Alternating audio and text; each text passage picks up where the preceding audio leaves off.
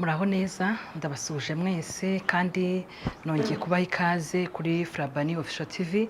Uyu munsi nijejwe no kubasuhuza no kongera kubaha ikaze nanone kandi mbashimira abakomeje kudukurikirana, abakomeje kutwereka ko muri kumwe, abakomeje kutugaragariza urukundo ko muri kumwe natwe. Imana ibaha umugisha. Uyu munsi rero nongeye no kunezezwa no kongera kubakira no kongera kuganira namwe kandi mbashimira mwese abatwandikira muri comment, abanyandikira mu gikari, mwese ndabashimiye abakomeje gukurikirana amasomo yacu hano kuri Frabani Official TV. Mumaze kubimenyera rero ko tuganira ku bintu byinshi bitandukanye byo mu muryango, hari kubaho neza k'umuryango, hari ukuganira kugira ngo turebe ko umuryango ukomeza ushobora kubaho unezerewe. Ushaka umuryango wawe unezerewe uyu munsi, ni byiza ngo uharanire ko umuryango wawe uhora unezerewe, cyangwa se hashobora kuba harimo akantu kakubuza kunezerwa, ni byiza ngo duharanire ko umuryango noneho wanezerwa kugira ngo umuryango ubeho wishimye. Hari igihe dushobora kuganira rero ibintu bitandukanye byo mu rugo, guteka, kurya se, kuganira urukundo ruri mu muryango cyangwa rw'abagize umuryango. Hari igihe dufata umwanya wo kuba twaganira ku misengere cyangwa se ku muryango wabaho usenga cyangwa ufite kwemera kumwe. Ibyo byose tugira umwanya wo kubiganira. Uyu munsi rero turi mu ishuri nanone. Ishuri ryacu tumaze iminsi tuganira ku gitabo kivuga ku ndimi eshanu z'urukundo. Hari abamaze kugisoma, hari abakimbajije aho kiri, abasoma mu cyongereza cyangwa abasoma mu gifaransa, ariko uyu munsi turi kuganira n'abumva ikinyarwanda.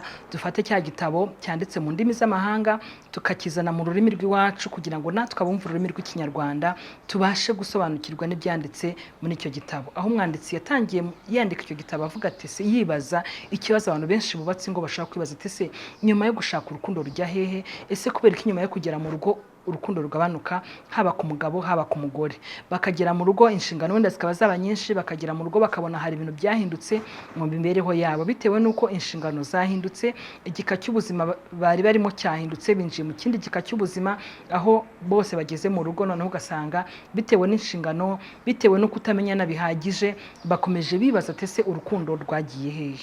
Rero mu masomo navuga ngo ari muri kino gitabo tumaze iminsi twiga, nagerageje kuyagabanyamo ibice bitandatu. Ibice bitanu twarabibonye, uyu munsi tugiye kureba igice cya gatandatu, ari nacyo gice gisa nk'aho aricyo cya nyuma, aho ushaka kwibaza ati se ko tumaze kubona uburyo butanu umuntu ashaka gutangamo urukundo cyangwa kwakiramo urukundo, ese ngewe uburyo bwanjye ni ubuhe? Uyu munsi igice cya gatandatu turareba ukuntu umuntu ashaka gutahura uburyo bwe bw'urukundo cyangwa se uburyo bwe bwo kwakiramo urukundo cyangwa se uburyo bumunogeye bwo kwakiramo urukundo. Hari igihe umuntu ashobora kuba wenda ari mu rukundo nyine yumva ari ibintu bisanzwe, ariko adashaka gutahura ati iki ni igiki nkunda cyangwa iki ni igiki nshaka cyangwa ni iki nkunda. Hari igihe umuntu agera muri icyo gihe cyo kutamenya icyo ashaka cyangwa icyo akunda. Uruzi nko kujya nk'ahantu, kera njya nko muri serivisi nkiri muto nkibibasha, ugasanga nko mu bukwe wenda muri mu birori cyangwa mu wundi munsi mukuru, genda ugasanga mugiye gutanga nka fanta, hakaba umuntu ugezeho ukamubaza umuranywa yihe fanta, umwe agahita agusubiza ati ngenda nka orange, undi agahita agusubiza ati Sprite, wagera kundi akavuga ati harya ndashaka iyihe? Harya ubu nimba ari Sprite niba ari orange, akumva nawe ntazi icyo ashaka mu by'ukuri. Rero no mu rukundo hari igihe bibaho ugasanga umuntu ntazi icyo ashaka, ntazi n'ikintu akunda. Urwo ni urugero. Ubwo rero uyu munsi tugiye kuganira ukuntu wowe wabasha gutahura uburyo bwawe bw'urukundo cyangwa se uburyo bukunezeza kwakiramo urukundo cyangwa se gutangamo urukundo. Noneho numenye uburyo bwawe urabasha gutahura none n'uburyo umuntu mubana anezezwa no kwakiramo urukundo. Akenshi usanga bibonera mu buryo we akunda kurukwereka cyangwa se mu buryo akunda kukwerekamo ko agukunze cyangwa akwishimiye. Mu bice bitambutse rero twarebeye hamwe uburyo butanu ushobora gutangamo urukundo cyangwa se ushaka kwakiramo urukundo. Iki kiganiro abantu benshi baragikunze, kino gitabo abantu benshi baragikunze kuko hari benshi byafashije gutahura uburyo bwo kunozamo umubano wabo cyangwa se uburyo bwo kunozamo urukundo rwabo. Ugasanga umuntu aranyandikiye ati njye najyaga nikundira impano n'umutware wanjye cyangwa umufasha wanjye nkamuhata impano, ariko ngasanga we ikintu akunze ni iki ngiki cyangwa se ni iki. Ubwo buryo butanu rero twarebeye hamwe, reka dusubire inyuma turebe uburyo butanu bwo kuba wakwerekanamo urukundo. Ngubu kanenda twageze hino kamera kugira ngo mubashe kureba umukono, abatabasha kuwusoma neza umukono wanjye uyu munsi. Uburyo butanu bwo kwerekanamo urukundo, hariho amagambo meza, ubwo bamaze kubona ko bakunda amagambo meza, bamaze kwitahura. Uburyo bwa kabiri twabonye ko ari impano, uburyo bwa gatatu tubona ko ari igihe, uburyo bwa kane ibikorwa byo gufasha cyangwa gufatanya mu mirimo yo mu rugo, uburyo bwa gatanu tubona ko ari uburyo bwo gukoranaho, ariho dusanga abantu benshi bakunda gufatana mu biganza, abantu benshi bakunda guhoberana. Nk'abantu bakunda guhoberana, ubu buryo burabaryohera cyane, ugasanga umuntu muri kumwe ariko arumva ashaka ko muhoberana, muhuriye mu nzu, wenda munabana mu nzu, akumva nimba muhuriye muri koridoro cyangwa muri salo mugahoberana. Ku muntu ukunda buno buryo bwo gukoranaho rero ni uburyo buryoshye cyane. Buri muntu wese mu buryo bwe, uburyo ko ari butanu agira ahantu yisanga, kimwe n'uko hari umuntu ushaka kwisanga izi ndimi eshanu zose azumva kandi azumva neza cyane. Ibyo byose ni ibintu bishoboka, ushaka kubibona ku mufasha wawe, ku mutware wawe no ku bana bawe. Ushobora gusanga mu bana ufite harimo ukunda guhoberana kurusha abandi, ugasanga mu bana ufite umwe arakubwiye ati uraza ryari kugira ngo wenda muri kumwe, ukamenya ko we uburyo bumuryoheye uwo mwana ari ukumuha igihe mukaba muri kumwe. Hari igihe ujya gusohoka nk'umwana akakubaza mama uraza ryari, uragaruka ryari, cyangwa se akakubwira ati uranzanira iki. Ukubaza icyo umuzanira rero aba akunda impano. Tugenda rero tubitahura izi ndimi cyangwa se ubu buryo bwo kwerekana mu rukundo tubibona kubo tubana, ku batware cyangwa abafasha bacu, ariko tubibona no ku bana bacu. Nkanjye abana mfite abana 4, ubu rimwe mwana umwe wese nzi uburyo bwe akunda ko mwereka ku rukundo. Hari ukunda kubuhoberana, hari ukunda gufata mu ntoki mwicaranye, hari ukubaza ati se mama wunzaniye iki, uyu munsi uranzanira iki, uyu munsi urangurira gaki. Hari undi ukubaza ati se uragaruka ryari, uyu munsi se urataha nijoro, uyu munsi se uraza kare, uyu munsi hari ahantu uri bugiye kugira. Urumva iwe abashukubaza nimba uri bugende kugira ngo mwigumanire. Rero ubu buryo bwose akenshi buri muntu, yaba umusaza, yaba umukecuru, yaba umuntu muto cyangwa umwana, abasha kwibona muri ubu buryo butanu. Hari n'ubundi wenda buryo butandukanye buhari, ariko igitabo twari turi kwiga muri iyi minsi gikoresha cyangwa se kitwereka ubu buryo butanu umuntu yakwifashisha mu gutanga mu rukundo. Ushaka kubaza ute se noneho ni gute nyuma yo kubona ubu buryo ko ari butanu, ni gute nge navumbura ikintu, ni gute navumbura ngewe uburyo bwanjye bwo gukundwa cyangwa bwo gutanga mu rukundo? Akenshi ukuntu uzabivumbura, uzareba ikintu ukunze gukora wowe wereka umuntu ko umukunda ni igiki. Ukunze ko mwicara ahantu mukaganira, ukunze ko muri kumwe mugendana mu nzira akagufata ukuboko cyangwa ugashuduka wowe umufashe ukuboko wamufashe mu kiganza, icyo gihe urabimenya nyine icyo ukunda. Noneho wowe ushaka kuvuga uti se ngewe icyo nkunda nacyumvishije, ese ngewe tubana ni iki? Ubwo nawe uzayagenzura mu buryo butanu, we icyo akunda kukwereka ni igihe cyangwa icyo akunda kugukorera ni ikihe. Nawe uzahita usobanukirwa, umenye uti iki ni cyo akunze, iki ni cyo yanga. Mu by'ukuri rero nyuma yo gushaka cyangwa nyuma yo kubana nta hantu urukundo rujya, ahubwo tuba tutarasobanukirwa ngo mugenzi wanjye ni igiki akeneye ngo yumva akunzwe. Rero nusanga umufasha wawe cyangwa umutware wawe yajyaga ushiduka yagushyizeho akaboko muri mu nzira cyangwa mugenda cyangwa mwicaye, ugasanga arashaka ko mwegerana, aragufata mu ntoki, icyo gihe uzamenya ikintu akunda cyangwa se cyumukorera ngo yishime, cyangwa se we ashimishwa no kugukorera iki. Icyo gihe uzahita ubitahura cyangwa se uzahita ubivumbura ko ari bwo buryo bwe yumvamo akunzwe cyangwa se anezezwa no kuba we yakwerekwamo urukundo. Noneho ujye ubyibandaho. Nimba uwo mubana cyangwa se umukundana yajyaga gufata mu kiganza ukumva birakubangamiye, uzahita usobanukirwa ko ubu buryo bwo gukoranaho ari kimwe mu bintu bimwereka urukundo cyangwa ko akunzwe. Nimba yajyaga gukoraho ukumva uramwegeza hirya kugira ngo utamubangamira cyangwa utamukomeretsa, uzajya umufata cyangwa se uzajya nawe ukanguka wibuke ko ari bwo buryo bwe akeneyemo urukundo. Ntumusunike, ntumwegeze hirya, ahubwo nawe ujye ushiduka wabimukoreye cyangwa se wamufashe mu kiganza kuko uzi neza ko abikunda. Ni byiza kuzirikana icyo mugenzi wawe akunda, none ukagerageza no kucyitwararika. Ni byiza kandi birafasha. Ikindi navuga wenda kuri buno buryo butanu bwo kwerekamwo urukundo, umwanditsi wa kino gitabo tumaze iminsi twiga we yifashishije kubishyira ngo ni ururimi rw'urukundo, ururimi umuntu avuga. Reka wenda mbigereranye nko mu rurimi rwo kuvuga. Urugero, ugiye nk'ahantu mu kazi cyangwa se uri ahantu mu rugendo, wowe uvuga ikinyarwanda, undi aravuga igishinwa, cyangwa uravuga igiswahili, undi aravuga wenda igitaliyani. Abo bantu babiri bari kumwe bisanze ahantu bagomba gufatanya urugendo. Umwe wenda navuga igitaliyani undi akavuga igishinwa, ntago bari bwumvikane. Noneho abantu babiri kugira ngo bakomezanye urugendo bumvikana, umwe atavuga A undi akumva Z, birasaba ko muri abantu babiri bafatanyije urugendo bavuga za ndimi ebyiri zitandukanye. Birasaba ko umwe muri bo yiga ururimi rwa mugenzi we. Aha ngaha nagira ngo wenda mvuga ibyo kugira ngo umugore cyangwa umugabo batagira agasigane ngo se kuki mugenzi wanjye we atari kwiga ururimi rwanjye mvuga. Ese kubera iki ngewe nakwibanda ku byo akunda watibanda ku byo nkunda? Ubwo urugero nari ntanze n'abantu babiri bavuga ururimi rutari rumwe kandi bagomba gufatanya urugendo. Umwe wenda aravuga Igitaliyani, undi aravuga Igishinwa.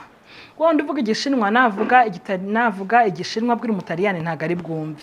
Birasaba ko abantu babiri umwe muri bo yigomwa agafata igihe akiga ururimi rwa mugenzi we. Wundi uvuga Igitaliyani nimba araha uvuga Igishinwa araha. Uyu nguyu uvuga Igitaliyani kuko akeneye kubwumvikane, kuko akeneye ko bumvikana, aratera intambwe yigore yige Igishinwa kugira ngo abashe gukominikana n'uyu muntu. Cyangwa se uyu uvuga Igitaliyani n'abatafashe iyo yambere. Wa wundi uvuga Igishinwa nafata iyambere avuga ati ngiye mvuga Igishinwa kandi uyu muntu ari kunyumva. Reka ngerageze nige Igitaliyani kugira ngo mbashe kumvikana nawe.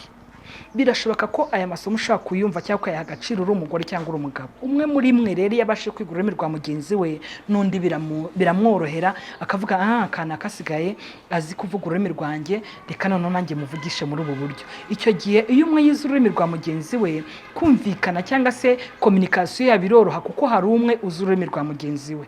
Urabona